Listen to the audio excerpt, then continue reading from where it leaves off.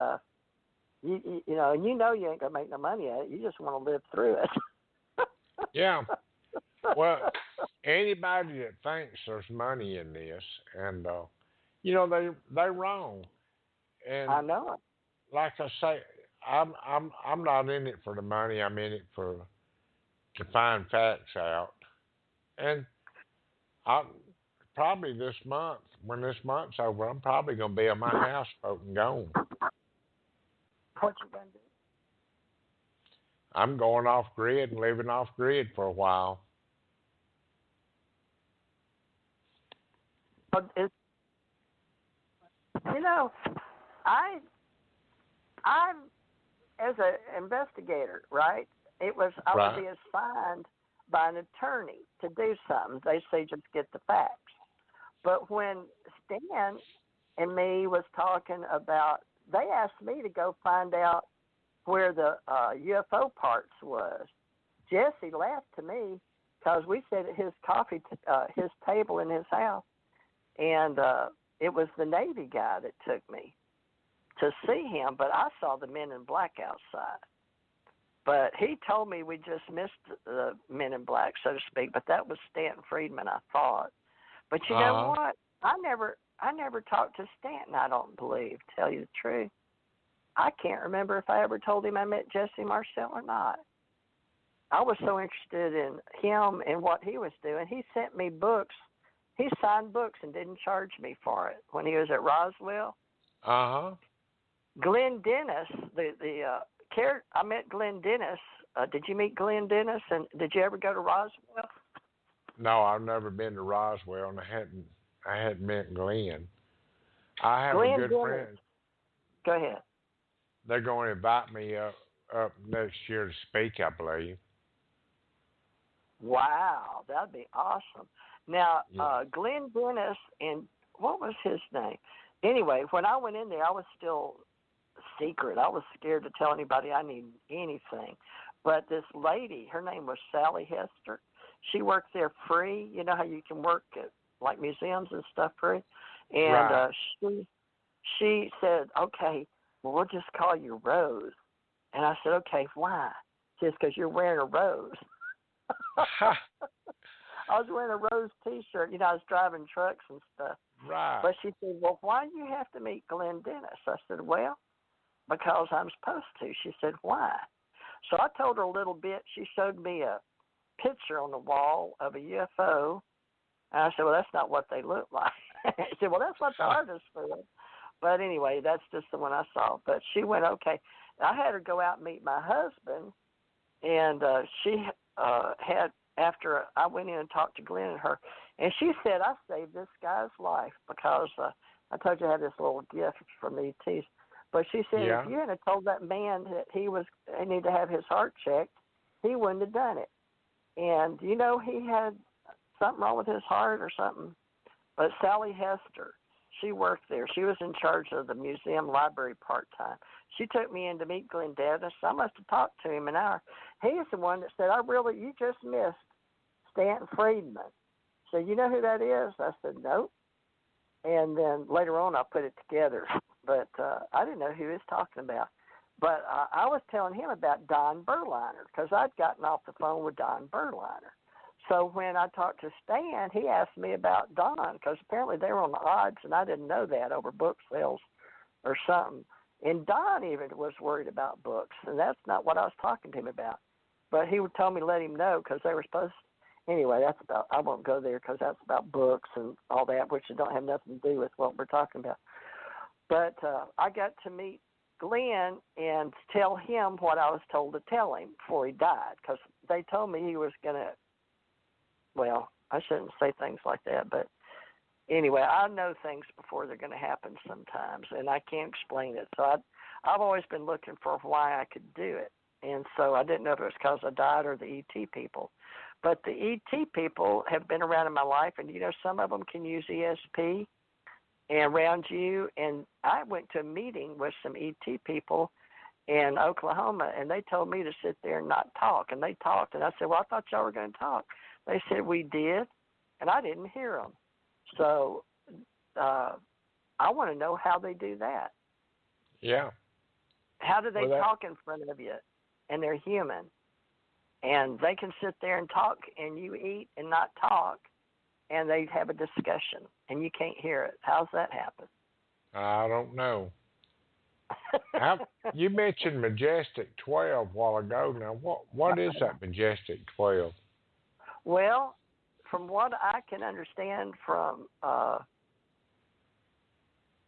the reading that I've done, that was the original group from back in the paperclip days and the people that were running the show. And I got that from the papers that I started researching, because we had the book for going out in the field, and I knew certain people's names. And see, my uncle, well, at least he said he was my uncle, Strom Thurmond. When I went to Washington, D.C., and they did my polygraph and retina scan to be intelligence, they put his name in my polygraph, and I didn't say nothing to them. Why was that? They asked me, and I guess I read clean, that Senator Strom Thurmond was my uncle. But he was working on, he asked me, he called me one day, he was doing genealogy and UFO business, but he asked me about, Philip Corso kind of stuff, and this stuff, had I seen it. So I got involved from being a little kid around ETs and being picked up. So somehow he knew this. So I don't know how everybody knows anything. So I can't tell a straight story, which aggravates me because I was trained to do investigations, just get the facts. And then I was trained in the Navy, in the JAG office, to get the facts. So to answer your question, the original Majestic 12 was from 12 members, is the way I was trying to figure it out and find all of them in writing, and I think I did. But when the Majestic 12 that he was wanting to know about was, I was called Magic, and of course I'd been down to see. I don't think I told him I'd seen. Did I tell him? Yeah, remember, basically we did. We were trying to put the timeline on. I think I told him I saw Jesse Marcel. But it was curiouser and curiouser. But he was wanting to know about Robert Wood. Did I know Robert Wood? I was like, what? So I didn't remember Robert Wood's name, but I met Bill Tompkins. This was back in 2006. And then 2007, he got me with Canada. That's how he talked me into writing. And so he just wanted me to write anything that came to my mind and put it for Dirk Vanderplug. And then get this, Kevin Smith, I went on his radio show to get something documented. And Kevin Smith told me he was in the secret police. And he knew all about me. And he was in Monroe, Louisiana. He was a sheriff there. And then he died. And then my publisher died, that guy that Stanton told me to talk to. So they were Stanton was trying to get me to come out, but I was too secretive, and he couldn't use my name or nothing, and neither could Sally Hester. So Sally Hester wrote a book and told me to publish it. She said she talked to Jesus, and in her mind that I could publish it. So I did, but it was under pseudonyms or false names. So we put the story out there for her. She wanted to put that out there to help the museum. But that Majestic 12 was the original back in the day in 43 and 47. Now, the CIA got involved in 47, and they were something before that. And I used to write all that and put it in books, but I've forgotten it already. But parts of it, Stanton sent me a bunch of emails and letters, and he said I could use them because we were going to do a book, but he was doing one with Kathy Martin. Matter of fact, I think he did two with Kathy. But now these people knew the truth. They worked when the Roswell crash happened. But see, Ronald Reagan wanted to know the truth. And do you know we had some of those pieces in Denver, Colorado? Me and my husband. From the Roswell crash? Yep. underneath What? the building at the U.S. What's it called? U.S. Treasury building. Yeah. And I took some parts to Dayton as a truck driver. See, they had me and my husband. We had clearances from being in the government. So this story is real complicated. But I wonder because here's what I'm trying to figure out. So Strom Thurmond was doing his genealogy and called me about UFOs and Philip Corso. And then they sent me to different places. Why? And I remember being at Texas Instrument and everybody looking at me really weird. And when I was in the Navy and I went in the Navy Reserves, I'd walk into a room and they would look really weird at me. But you could tell I was involved in something that I didn't know about because I didn't know. And so I've learned all my life the reason I never know anything is I have to find it out for myself. They put me in these positions, Calvin, and I have to find it out for myself. But I don't know who's pulling the strings. But for you, you're okay now, right? You just know that there's beings out there that are interested in your physical body. Yeah, and I've learned to accept that, and I don't let it drive me crazy anymore. Up until then, though, yeah, it's been a bad ride.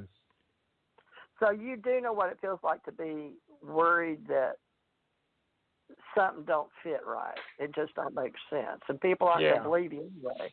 So why even talk about it? Plus, I would get fired if I talked about it, especially if I went to any of those UFO things. Ooh, Lordy. You know what I'm saying? You're not allowed to do that kind of. So, what? The good thing about it, when I retired,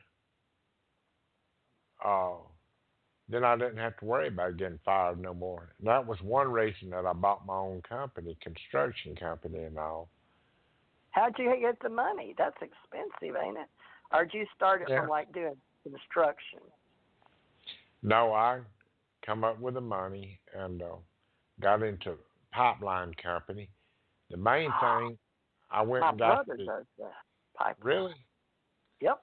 Houston, Texas. I went and got the contracts, and once you get the contracts in, it's no trouble to borrow the money, get your equipment.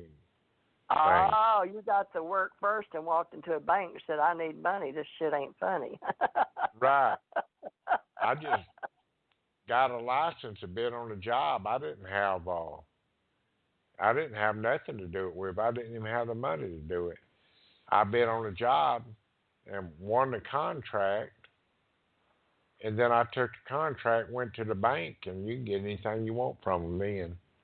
So they would make payrolls and get my equipment and all.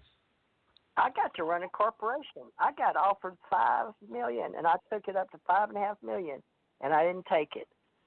And this guy threw me. He just sold his Pepsi deal in Atlanta, and he wanted to buy my company. He flew me to Canada, where he was, and he wanted to buy my company. Offered me $5.5 million cash, and I walked away from it. Turned out it's the dumbest thing I ever did.